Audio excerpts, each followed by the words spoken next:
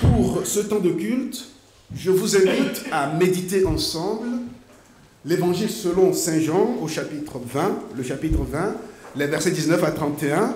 Ça sera le texte principal de mon intervention.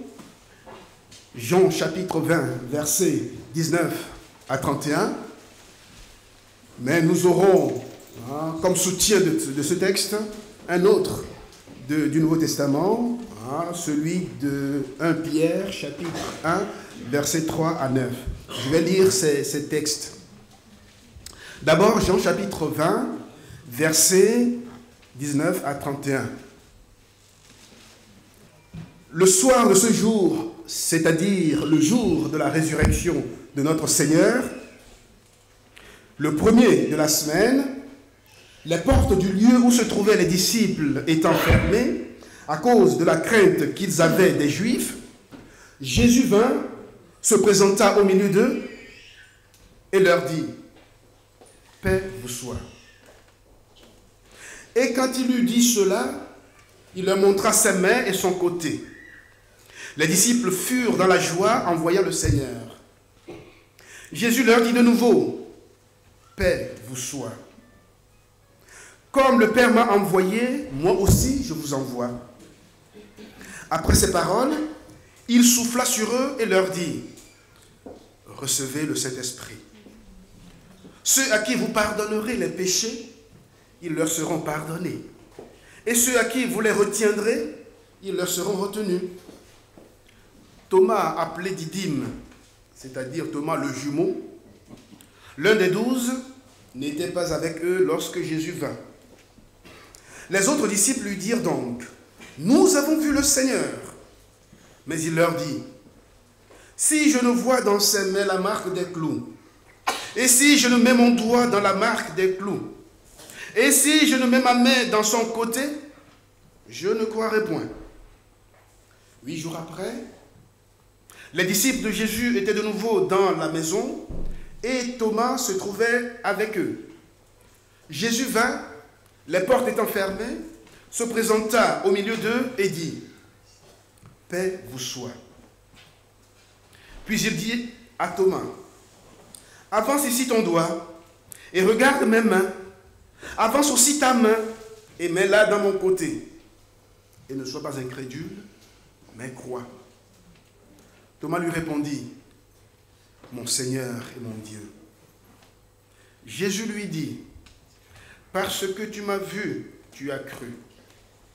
Heureux ceux qui n'ont pas vu et qui croient et qui ont cru. » Jésus a fait encore en présence de ses disciples beaucoup d'autres miracles qui ne sont pas écrits dans ce livre.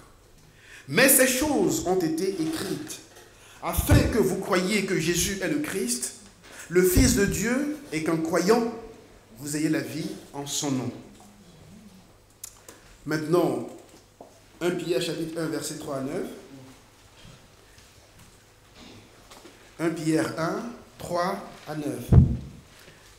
Béni soit Dieu, le Père de notre Seigneur Jésus-Christ, qui, selon sa grande miséricorde, nous a régénérés pour une espérance vivante par la résurrection de Jésus-Christ d'entre les morts, pour un héritage qui ne se peut ni corrompre, ni souiller, ni flétrir, lequel vous est réservé dans les cieux.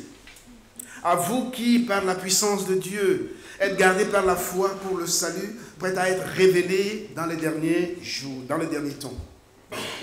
C'est là ce qui fait votre joie, quoique maintenant, puisqu'il le faut, vous soyez attristés pour un peu de temps par diverses épreuves, afin que l'épreuve de votre foi, plus précieuse que l'or périssable, qui cependant est éprouvé par le feu, ait pour résultat la louange, la gloire et l'honneur lorsque Jésus-Christ apparaîtra. Lui que vous aimez sans l'avoir vu, en qui vous croyez sans le voir encore, vous réjouissons d'une joie ineffable et glorieuse parce que vous obtiendrez le salut de vos âmes pour prix de votre foi. Que l'Esprit de Dieu qui a inspiré sa parole la sanctifie dans nos cœurs. Amen. Amen. Chers amis, j'aimerais, pour commencer cette prédication, vous raconter une histoire. C'est une histoire vraie. Ça s'est passé aux États-Unis. Élevé dans un foyer pour garçons, un foyer du nom de Le Bon Berger, Jabier sentait déjà dans son cœur, à l'âge de 14 ans, la vocation chrétienne à servir. Et il soupçonnait même l'appel à devenir pasteur, ce qu'il détestait le plus au monde. Il n'en était pas certain, mais en bon chrétien, il pensait qu'il ferait mieux d'accepter au cas où ce serait le métier que Dieu lui imposerait. Il entra donc en institut biblique quelques années plus tard, mais là, à l'école biblique, il sentait dans son cœur l'influence de toutes les questions qu'il avait. Et en même temps, il se refusait à affronter ces questions. Finalement, ces questions non posées, le tourmentant de plus en plus, il s'était résolu à les poser à quelqu'un. Des questions sur Dieu et sur la Bible, des questions sur la prière, l'exaucement de la prière ou le non-exaucement de la prière, des questions sur la guerre, des questions sur la maladie, sur la mort, etc. Il avait atteint un point où il ne faisait pas que se poser des questions. Il avait constaté que ces questions changeaient carrément sa vie. Et l'angoissait de plus en plus. Vous savez, mes amis, quand vous vous posez des questions pour lesquelles vous n'avez pas de réponse, ces questions vous laissent perdus et parfois même vous angoissent. Jabier raconte dans son histoire, « Je suis allé voir mes professeurs avec mes questions. Oh, ce sont des hommes remarquables, fidèles au Seigneur et dévoués au service des étudiants. Seulement leur problème, c'est qu'ils ne s'étaient jamais posé les questions que moi je me posais.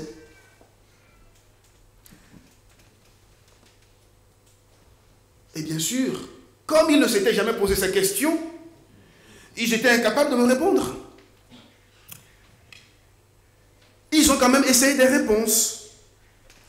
Ils m'avaient dit que j'avais besoin d'avoir un peu plus de foi, que j'avais besoin de croire seulement, que je devais prier plus, que je devais renoncer à mes questions qui étaient le signe d'un manque de foi, signe de faiblesse spirituelle. Il me disait aussi que je devais méditer plus la Bible, car toutes les réponses à mes questions s'y trouveraient. Et puis il fait une remarque pleine d'humour. Eux qui me disaient que toutes les réponses à mes questions se trouvaient dans la Bible, ils étaient incapables de les trouver, ces questions dans la Bible, et de me les donner.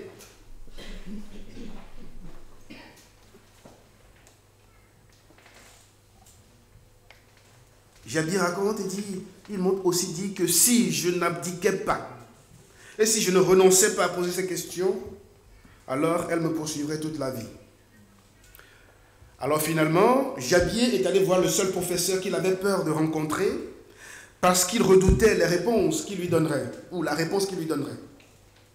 Car il savait que ce professeur-là, ce vieux professeur, lui dirait la vérité. Parce que quelque part, Jabier lui-même, il savait que ces questions n'avaient pas de réponse, forcément. Donc il est allé voir ce professeur. Il déverse toutes ces questions.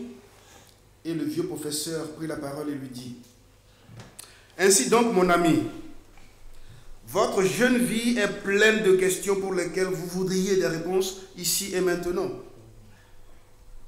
Mais vous avez là des questions auxquelles je ne peux pas répondre. Vous devrez les vivre. Et peut-être, petit à petit, le Seigneur lui-même vous éclairera. Et combien de temps cela va-t-il prendre ? Demanda Jabier. Je ne sais pas, lui répondit le vieux professeur. Peut-être aussi longtemps que vous vivez. Mais cela signifie que je pourrais rester aussi longtemps sans réponse à mes questions. Laissez-moi vous dire un autre mystère, mon cher ami, reprit le professeur. Cela peut prendre bien plus longtemps que votre vie. Alors Jabier comprit qu'il ne pouvait pas être pasteur parce que ces questions ne lui permettaient pas d'être berger du peuple de Dieu, parce que selon lui, le berger doit avoir toutes les solutions à toutes les questions, toutes les réponses à toutes les questions qu'on lui pose. Alors, il retourna dans sa ville natale pour vivre sa vocation en tant que coiffeur. Mais c'est là le miracle. C'était là, dans son salon de coiffure, qu'il amena au Seigneur un grand nombre de ses clients qui avaient tous des questions pour lesquelles Jabier n'avait pas de réponse. Si ce n'est la réponse que le vieux professeur lui avait donnée. Vous avez là des questions auxquelles je ne peux pas répondre.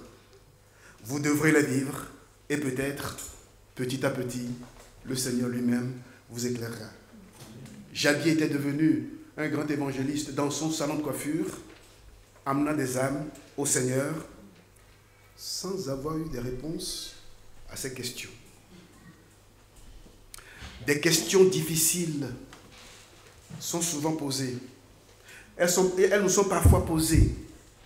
Et nous-mêmes, nous nous les posons. Des questions difficiles, des questions qui n'ont pas forcément de réponse. Du moins, leurs réponses ne sont pas faciles.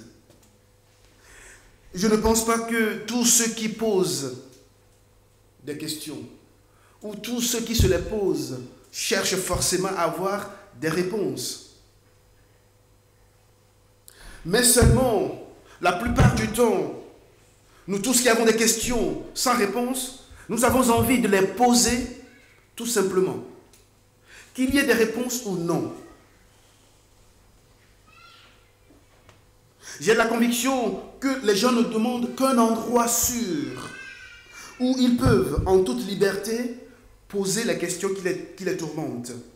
Et je crois que dans ces endroits-là, qui osent s'ouvrir à des questions sans réponse, à des questionnements parfois terribles, du fait qu'on ose ouvrir les portes à des questions, la vraie foi peut fleurir. Chers amis, c'est ce que j'ai trouvé dans ce récit que nous venons de lire dans Jean chapitre 20.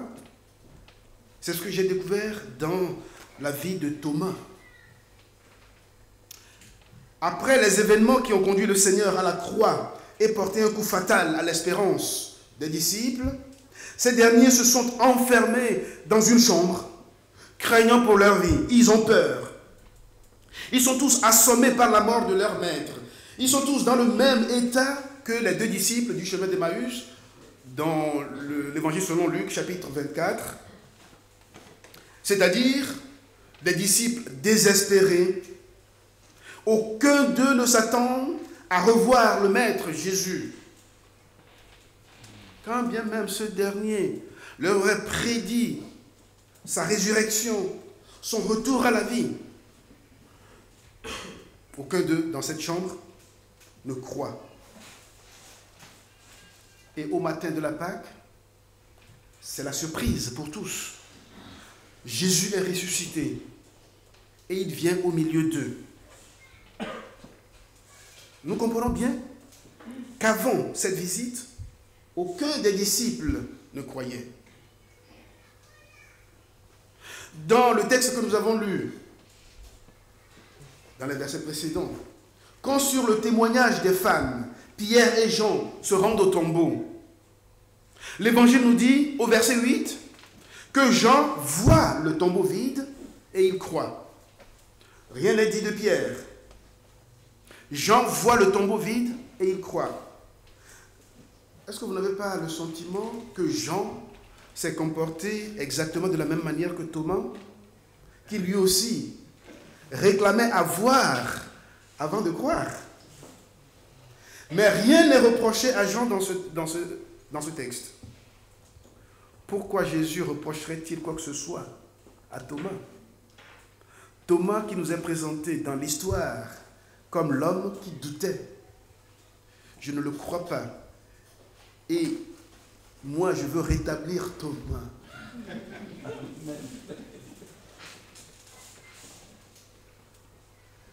Donc Jean voit le tombeau vide et il croit. Mais pour vous dire que Jean n'est pas mieux que Thomas, posons-nous la question, que croit-il? Puisque tout de suite après, dans le verset 9, nous lisons « Il ne comprenait pas encore que selon l'Écriture, Jésus devait ressusciter des morts. » Alors, qu'a-t-il cru? On peut mettre en doute sa foi. Mais je vous dis tout cela pour que vous saisissiez l'impression générale, qui est donc que les disciples ont tous eu du mal à croire à la résurrection. Ils manquaient tous de foi. Alors, une remarque concernant Thomas. Et pour cela, nous allons revenir un peu en arrière. Jésus décide de se rendre au chevet de Lazare, qui est mourant. Jean chapitre 11. Et Lazare et sa famille habitaient une région hostile à Jésus.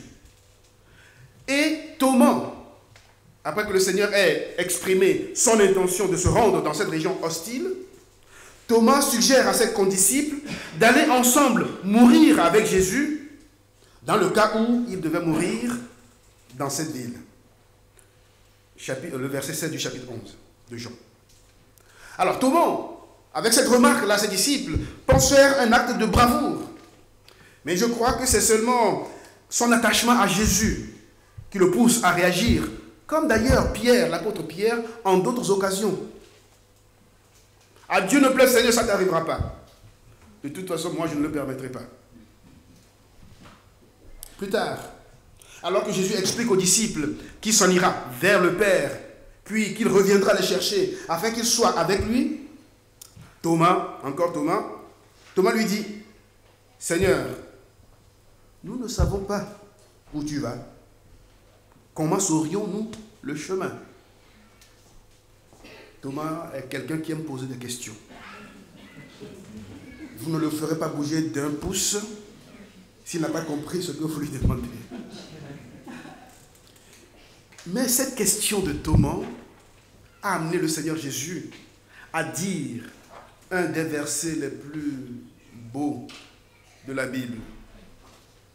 Je suis le chemin, la vérité et la vie. Combien de fois nous avons utilisé ce verset pour convertir les âmes à Jésus? Mais c'est grâce à Thomas. C'est grâce à Thomas que nous avons ce verset. Amen. Je suis le chemin, la vérité et la vie. Jean 14, verset 6. Dans le paragraphe que nous avons lu, le Seigneur se présente aux disciples enfermés. Il constate qu'ils sont désemparés, dans la crainte des hommes et l'angoisse de l'avenir. Que leur dira-t-il? Va-t-il leur reprocher leur lâcheté et leur infidélité? Parce que n'oubliez pas qu'au moment du danger, ils ont tous fui. Cependant, Jésus apparaît et pas un reproche ne sort de sa bouche. « Paix vous soit », leur dit-il. Le premier souci de notre Seigneur, c'est donc de rassurer ses disciples, qui sont tous pleins de questions. Son souci, c'est de leur apporter la paix, la quiétude de l'âme. Pour une raison que nous ne savons pas, Thomas n'est pas présent à cette première visite du Seigneur. Quand les disciples lui disent après qu'ils ont vu Jésus, il répond « Impossible. Si je ne le vois moi-même, je ne pourrais pas croire. » Et Thomas était précis, je veux mettre... Et puis c'est comme s'il disait, ne me présentez pas n'importe qui. Hein? Je veux voir les marques de clous dans sa main et dans son côté. Et si je ne fais cela, je ne vous croirai pas. C'est sur ces paroles-là que l'histoire a gardé de Thomas un homme sans foi, qui a douté, alors que tous étaient dans le doute. Sauf que lui, il a eu le courage de dire son doute, de poser des questions. Nos luttes, nos questions sans réponse peuvent nous enfermer entre quatre murs et nous paralyser. Parfois, ils peuvent mettre à mal notre foi. Vous voyez bien dans ce texte que les disciples qui avaient des questions pourtant sans les poser, c'est eux qui se sont enfermés dans la chambre. Tandis que Thomas, qui est quelqu'un qui pose des questions, qui cherche à comprendre, lui, il était dehors. Lui n'avait pas peur. Il était dehors. Bon, bien sûr, il a raté la visite de Jésus, ça c'est sûr. Mais il va se rattraper. Ce qui nous dit que nous devons savoir que ces questions qui sont sans réponse la plupart du temps, questions difficiles, ces questions-là peuvent être essentielles même pour notre foi. Se poser des questions, vouloir comprendre, ce n'est pas l'opposé de la foi. Se poser des questions, ce n'est pas le contraire de la foi. C'est plutôt l'incrédulité qui est le contraire de la foi. L'incrédulité qui est nourrie par nos fausses certitudes, nos fausses convictions. Voilà, c'est cette incrédulité-là qui est le contraire de la foi. Bien sûr, dans le texte que nous avons lu, Jésus fait la remarque à Thomas. Ne sois pas incrédule, crois. Mais il y a incrédulité et incrédulité. Dans ce texte, Jésus ne reproche rien à Thomas. Jésus ne critique pas la foi de Thomas. Jésus ne dit pas que Thomas est un homme qui ne croit pas. Mais dans « ne sois pas incrédule », c'est « ne t'enferme pas dans ton « je ne sais pas ». Ne t'enferme pas là-dedans. Ça, c'est cette incrédulité-là qui est reprochée à Thomas. Ce n'est pas l'incrédulité, je ne veux pas.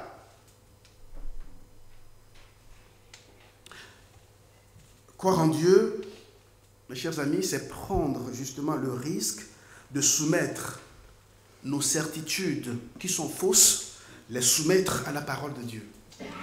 C'est ça, croire en Dieu.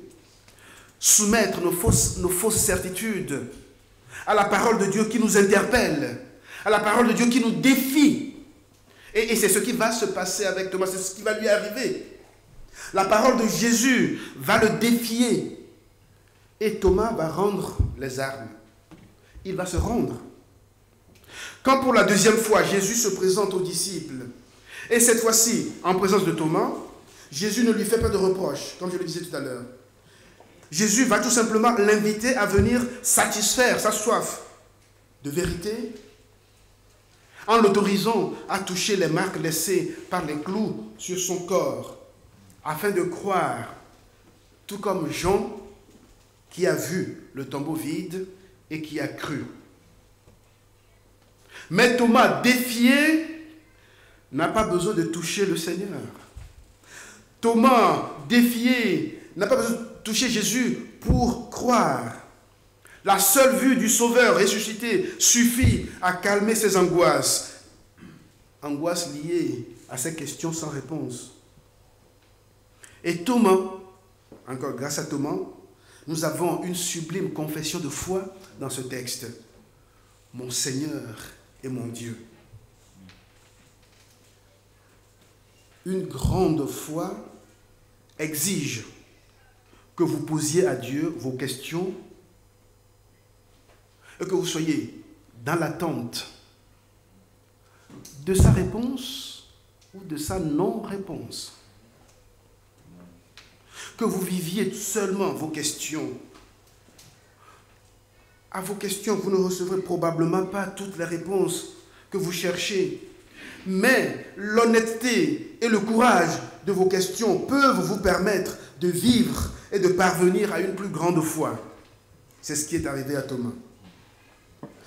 Nous sommes dans un monde où les gens nous questionnent et parfois dénoncent notre foi aveugle. Notre foi aveugle dans certaines situations humaines. Lorsque nous osons croire tout simplement, lorsque nous osons accueillir une situation que le Seigneur permet. Mais ce n'est pas que notre foi soit aveugle, c'est seulement que dans notre démarche de foi, nous avons le privilège de poser à notre Seigneur Jésus-Christ, ressuscité, les mêmes questions qui tourmentent nos contemporains et les laissent sans espoir. Et pouvoir poser à Jésus nos questions, cela nous suffit pour nous les faire transcender. Le ressuscité a toujours une parole pour ceux qui luttent avec foi dans les problèmes. Il a toujours une parole pour ceux dans le cœur de qui se trouvent de grandes questions sans réponse, mais qui les posent simplement, honnêtement à Dieu. Dieu, je ne comprends pas. Pourquoi ? Nous ne nous attendons pas forcément à un parce que de Dieu. Rappelez-vous cette grande histoire qui nous est racontée dans le livre de Job. L'histoire de la vie de Job. S'il y a eu un homme sur cette terre qui a eu raison de poser des questions, c'était Job. Et qu'il en a posé à Dieu. Nous avons dans ce livre 38 chapitres de questions et 4 chapitres de réponses et même de non-réponses. Mais Job a été satisfait. Pourquoi ? J'avais entendu parler de toi. Mais maintenant, mon œil t'a vu. Et cela me suffit. Et il va s'exclamer au chapitre 19, verset 25. Je sais que mon Rédempteur est vivant. Et il se lèvera le dernier. Faisant référence à la future résurrection du Seigneur. Oui, mais en même temps aussi pour sa propre vie. Il se lèvera dans ma vie. J'en suis convaincu. Vous savez, dans les débuts de notre vie spirituelle, je peux vous le dire parce que j'en sais aussi quelque chose. Ce que je suis aujourd'hui, l'homme à peu près posé que je suis aujourd'hui, je ne l'étais pas dans les années 70, quand j'avais découvert la foi grâce aux missionnaires. Oh là, on ramassait tout le monde. Et nous étions fiers, très heureux. On avait toutes les réponses. En tout cas, du moins, on pensait avoir toutes les réponses. Dans les débuts de notre foi, une foi triomphaliste, nous pensons et nous le proclamons que notre Dieu Jésus répond à toutes nos questions, tous nos problèmes, il les résolve. Que rien ne peut nous arriver. Nous sommes blindés, nous avons des anges devant, derrière, à côté. Ils nous gardent.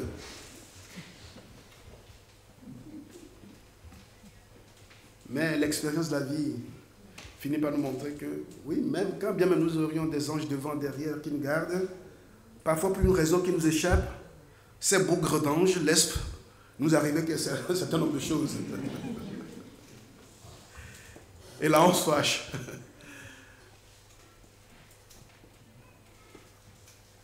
Vous le savez, vous avez l'expérience, comme moi, qu'il ne suffit pas d'une ou deux prières pour que toutes nos difficultés s'envolent.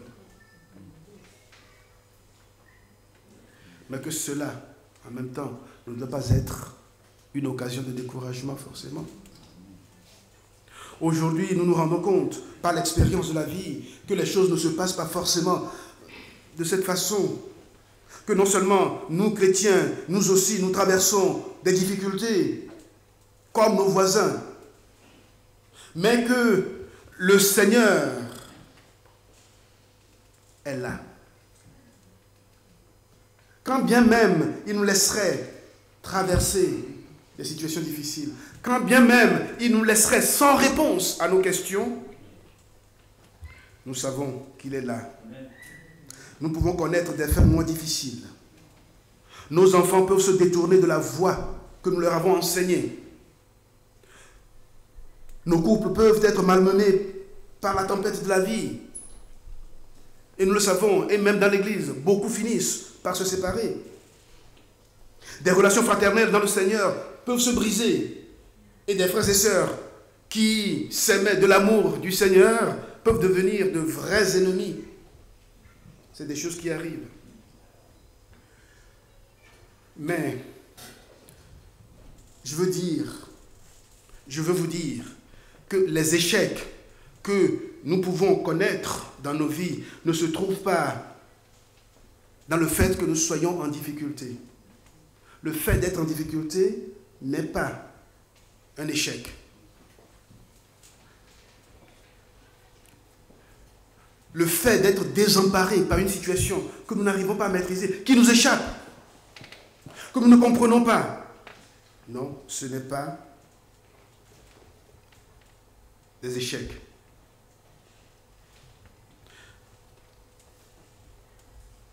Les échecs se trouvent dans le fait que nous ne savons plus poser nos questions à Dieu. Nos questions sans réponse, nous ne savons plus les poser à Dieu. Et continuer simplement à vivre après avoir déposé entre ses mains ces questions, portées par lui-même. Oui, c'est là où se trouvent nos échecs. Nos échecs se trouvent dans le fait que nous fabriquons nous-mêmes des solutions à nos questions sans réponse. Nos échecs se trouvent dans le fait que nous refusons l'œuvre de l'Esprit Saint dans nos cœurs. Oui, nous prions peut-être en proclamant la victoire du Seigneur. Mais au fond, dans nos cœurs, nous refusons de nous soumettre à Jésus. Nous refusons de nous laisser défier par la parole. Nous prions, oui, peut-être, mais nous demandons, Seigneur, réponds comme je le veux, comme voici la solution que je veux. Voilà, ta réponse doit être ça. Nous ne nous laissons plus défier par la parole. Et frères et sœurs, je le regrette, mais c'est ce que je remarque dans l'Église aujourd'hui. Nous n'avons plus du tout de démarche de piété.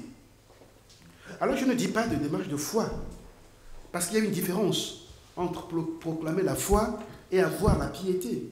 C'est deux choses différentes. Nous n'avons plus cette démarche de piété qui consiste tout simplement à savoir s'abandonner entre les mains de Dieu dans toutes les situations et à continuer à vivre tout simplement. Parce que nous oublions, frères et sœurs, que Dieu change la plupart du temps nos situations en nous changeant nous-mêmes. C'est ce qui est arrivé à Thomas. Thomas n'a toujours pas compris. D'ailleurs, aucun disciple. Aucun disciple. Ils ont vu Jésus, ils ont vu les marques. Et la Bible dit ils ont cru. Mais vous l'avez vu tout à l'heure, je vous l'ai démontré. Dans le verset 8, on nous dit il a cru. Et dans le verset 9, on dit mais il ne croyait toujours pas que l'Écriture a dit que Jésus devait ressusciter. Alors, ils ont beau voir le tombeau vide, ils ont beau voir la main percée de Jésus, ils n'ont pas cru.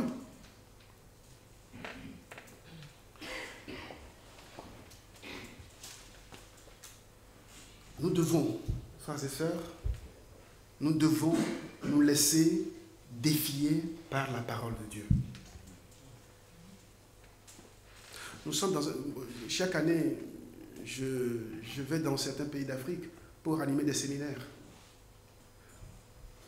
Si je suis resté pasteur jusqu'aujourd'hui et à peu près épanoui dans le ministère, c'est parce que je vais de temps en temps dans ce pays-là et c'est là où on me rebooste.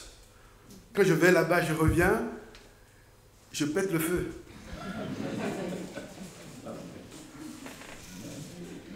Nous sommes ici dans un pays où il faut des réponses à tout. Là-bas, dans ce pays, ils n'ont pas de réponse. Ils n'ont aucune réponse. Mais allez les voir. Petite histoire. Peut-être c'est pour ça aussi que j'aime y aller. Surtout chez moi au Togo. Dès que j'arrive, toutes les mamies qui n'ont pourtant rien, elles n'ont rien. Arrivent chez mon ami, les repas défilaient. Les repas, chaque mamie, ah, notre fils est rentré, ben on veut lui faire plaisir. Le peu qu'elles ont, elles me le donnent.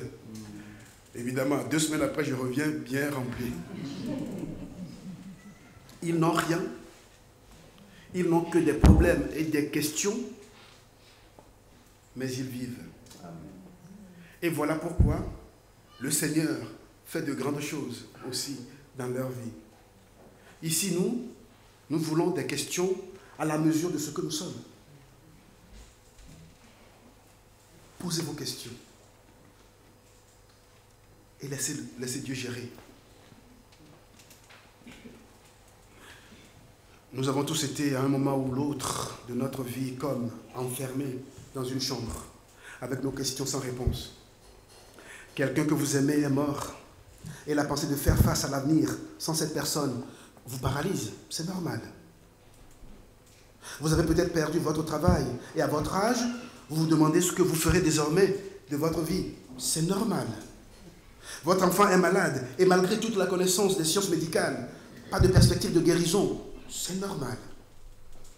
Un enfant à qui vous avez donné tout votre amour et à qui vous avez enseigné les voies de Dieu prend le chemin des méchants et vous vous demandez ce qui s'est passé.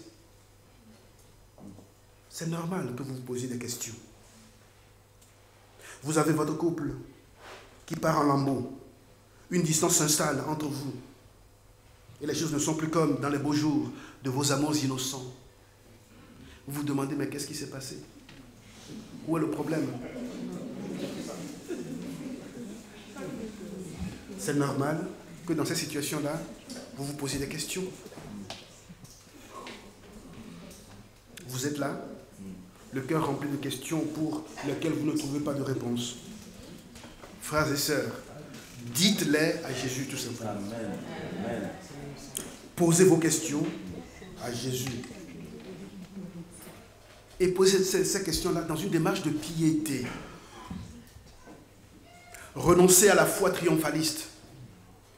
Faites-vous tout simplement Dieu, je ne comprends pas. Je ne sais pas ce qui arrive. Mais je te pose mes questions. Voilà. Quand j'étais enfant, je termine par cette toute petite histoire. J'aime raconter de petites histoires. Quand j'étais enfant, à l'école du dimanche, les missionnaires nous avaient appris une chanson. Aujourd'hui, quand j'ai repris cette chanson, car en préparant cette prédication, cette chanson m'est revenue à l'esprit. Mais pour quelle raison ils nous apprenaient, à nous petits enfants? J'avais 12 ans. Vous allez comprendre mon questionnement. Voici les paroles de la chanson. Es-tu lassé, rempli de tristesse? À 12 ans.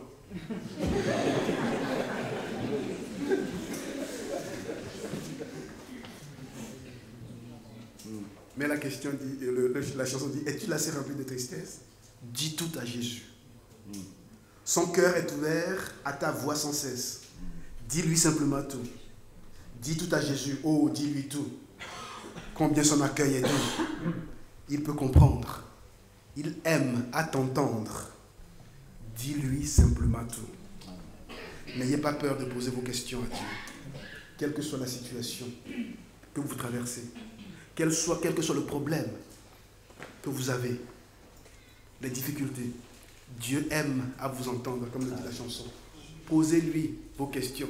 Et croyez-moi, si vous avez le courage de les lui poser, et d'ailleurs je vais vous dire une chose, le maître lui-même vous autorise à lui poser vos questions. Et si vous avez le courage de le faire, vous verrez bien, ce sont vos problèmes sans solution qui vous conduiront à une plus grande foi. Prions.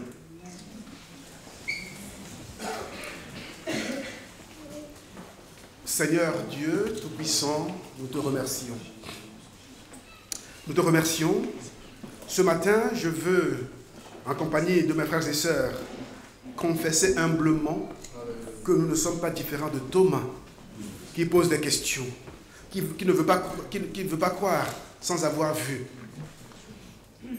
Nous sommes comme lui, dans nos problèmes, dans nos questions sans réponse. Mais comme à Thomas, à nous aussi, tu t'es présenté, toi le ressuscité. Nous venons de le célébrer. Et Seigneur, que par l'Esprit Saint, cette seule vue de ta personne ressuscitée, du Maître ressuscité, que cette seule vue nous suffise et nous fasse aller de l'avant. Nous te prions, Seigneur. Viens à notre manque de piété. Viens à notre secours dans notre manque de piété. Et relève-nous dans toutes nos situations, qu'elles soient favorables ou défavorables. Tout ce que nous voulons, c'est que, portés par l'Esprit, nous puissions aller de l'avant. Sois glorifié, Seigneur, dans le nom de Jésus. Amen. Que Dieu vous bénisse.